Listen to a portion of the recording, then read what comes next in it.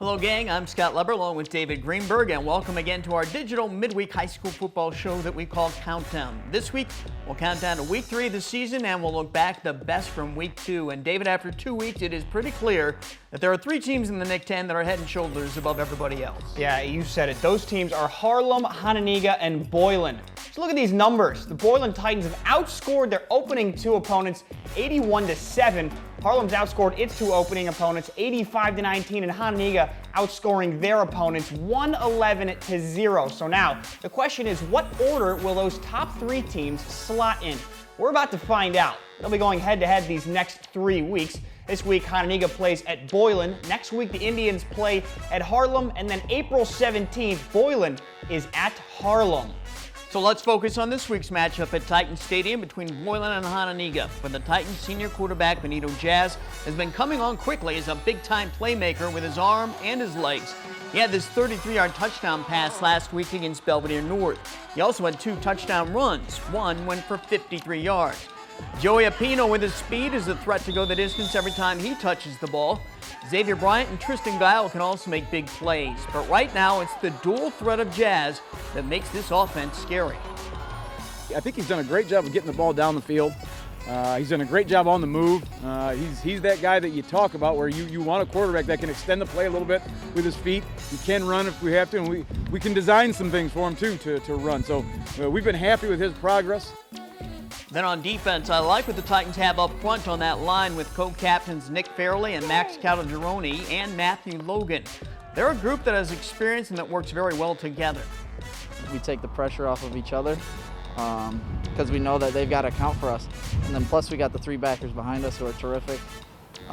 So, I take up 2 bodies. Somebody behind me gets to make a play. Nick's somebody that I've been playing with him for 6 years now, and they call us the twins here. We're kind of inseparable, and we play a lot alike too. He's awesome to have on the other side of me. I know the job's getting done on the other side while I'm getting mine done, and Matt has been, I don't even have the words to describe how impressed I've been with him. Well, in big games like this one between Boylan and Hononegah, they are often decided in the trenches, David. Yeah, whoever gets the job done there generally comes out on top. Of course, turnovers are also a big factor in these games. As impressive as the Titans have been, Hononegah has probably been even more impressive. They posted back-to-back shutout wins over Belvedere North 61-0 and Auburn 50-0. Feels like just about every time the offense has possession of the football, they go down and score. And then the defense feeds right off of that. It's like a tidal wave crashing over their opponents.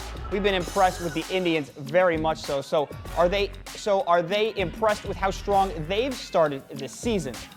The biggest thing is that we have so many different guys that have scored. We've got opportunities from our quarterback to our running backs to we had a defensive score, we had a special team score. So I just think that the way we're scoring is going to be more difficult to defend because you're not sure who's going to get the ball. Just the chemistry. I mean, it's been a crazy year. And so coming into the season, it was just focusing on the seniors getting their chance and just controlling what we can control. I just think our main thing was getting in the weight room. A lot of guys in the off-season were working out, even during quarantine, getting bigger. So I think that was our main thing. And then coming in, and we were hungry. We were ready to work. We got here, we watched film, we did everything we needed to do, and we were prepared for week 1.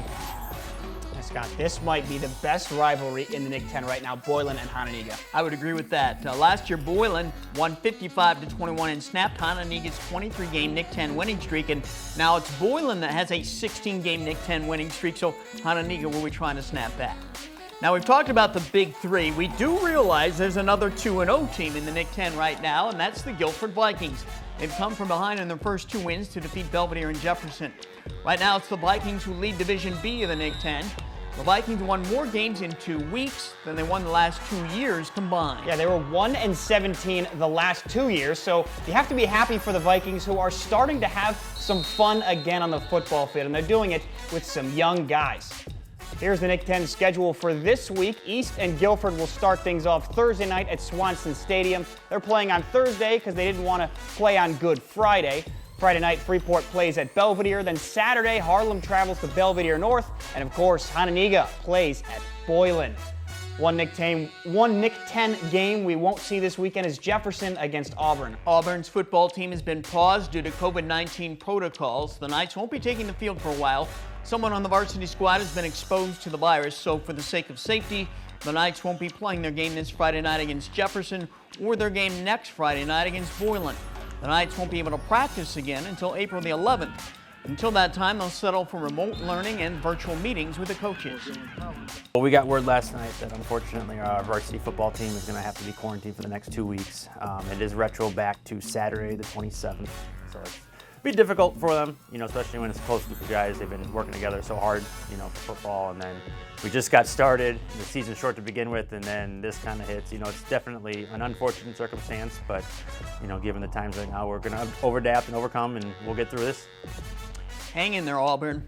Well, in the NUIC, these are the games on Friday. Lena Winslow at East Dubuque, Forston at Amboy, and Rockford Christian at Stockton. Saturday, we've got Dakota playing Dupac at Wyatt Stadium. Galena takes on Orangeville. EPC will play West Carroll in Freeport. And Akron will play at Milledgeville. And I'll tell you what, that Akron team has been something the first 2 weeks. They are good. Now, for the Big Northern Conference, and David, this conference looks to be very balanced this year. Yeah, based on what we saw last weekend, there's not much separation between Stillman Valley, Byron, Oregon, and Winnebago. Stillman Valley defeated Winnebago last week 21-10, and Byron defeated Oregon 24-16. Oregon looks to be much improved. Byron has dropped off some from the last 2 years when they were second in the state, and I think everyone kind of expected that, but the Tigers are still competitive. Josiah Featherston, a senior running back and defensive back, played a big role in the Tigers' win last week. He had a long touchdown run and rushed for 126 yards. I spoke to him after the game. Well, Josiah, congratulations on the victory. Everybody knew Byron graduated a lot of talent, and the days of maybe the 14-0 running clock games are over, but that doesn't mean the winning is over for Byron, and I think you guys showed that today, and I like what Coach said after the game. It's going to take everybody, and I thought everybody really did pitch in today. Yeah, I agree. Obviously, we had a lot of great seniors. Last year, a lot of them are playing college ball, doing great things. And this year, we have sophomores, juniors, seniors, everybody stepping up. I mean, we had 2-3 different injuries at times, and we have people coming right off the bench being ready to play, and it really helps us. Speaking of injuries, you're playing with a little cast on your arm here. You got a broken thumb. It didn't seem to bother you today. No, I run to the left side anyway, so I could use my left hand and just try to use it to help me get farther. You certainly ran well on that first quarter touchdown run, a 63-yarder, I believe it was. Just kind of talk me through that play, what you saw, and was that exactly what you were hoping to accomplish on that play? Well, we run that play a lot, especially during practice, and I have a lot of trust in the linemen. They did a lot that play. Chandler Binkley at tailback came in, had a really nice kick block. It opened up, I jabbed left, and it was gone. It was a foot race with the safety, so I was pretty happy about that. And in the fourth quarter, Chandler was kind of the workhorse. He had some big runs on that touchdown drive and the winning touchdown and conversion. So I think the two of you combined can really form a nice 1-2 punch here. Yeah, we were talking about that before season. We were always in the weight room together, just trying to prepare for the season. Even though it's not 14 games as we'd hoped, we're going to make the best out of the 5 we have. Oregon Hawks looked improved to me. What'd you think of them? Huh? Yeah, I mean, they're tough people. They're always helping us up, though. I mean, they were physical, a lot more physical than last year. What a strange week, because you knew you were supposed to open with Dixon. They have COVID protocols, so you knew you weren't going to get to play them. Then all of a sudden, in the middle of the week, you learn that now Oregon needs an opponent, so you're playing them. How strange was that, going through all that and not knowing you were going to play, and then all of a sudden, boom, a couple days before the game, here you are playing Oregon? It was weird because we had Dixon scout in already. We were working on that for 2-3 weeks, and then it's canceled, and we're all pretty bummed. We only got 4 games. But Coach always told us, we have to stay ready every single day. We never know what's going to happen, especially with COVID, and obviously that proved right today. So. Well, this week, Byron will host Genoa Kingston on Friday night. Winnebago will play at Dixon, Oregon at Mendota, and Rockford Lutheran at Stillman Valley. Those are all Friday games. Then Saturday, North Boone will play at Rock Falls. 1, 2, 3, 4. The Crusaders game at Stillman Valley Friday night will be their first game of the season. They just came out of COVID protocols on Wednesday and returned to the practice field. It was their first practice in 10 days. Now the Crusaders are in hurry-up mode with only 2 days of on-the-field workouts before they play at Stillman, but they say they're still as eager as ever to play. Honestly, I would say we're more excited now than ever. because we've been shown that our season can be taken away just as quickly as it can get started. So being able to only play 4 games instead of 5 has really put a fire under us. And I think we're going to come out swinging on Friday. They're ready to go. I think they're real excited to come back, and they're happy football is on. And I think I am too. I think all of us kind of went through that little lull that we had to miss a game, but I think everybody's ready to go now. Here's some more games that'll be played around the area this weekend. Rochelle will play at Canelan. Sycamore will host Sandwich, and DeKalb will play at Waubonsie Valley. Now that we've given you a look ahead to the weekend, let's look back at some of the top performances from last weekend. Here are some of our Week 2 stat stuffers. How about C.J. Berry of the East ERAB? He rushed for 183 yards on only 9 carries, and he scored 3 touchdowns in the ERAB's win over Belvedere. He is good. Now, Ty Stiegelback also had a big weekend carrying the football for the Bulldogs. He rushed for 221 yards and 4 touchdowns in their win against Rockford Christian.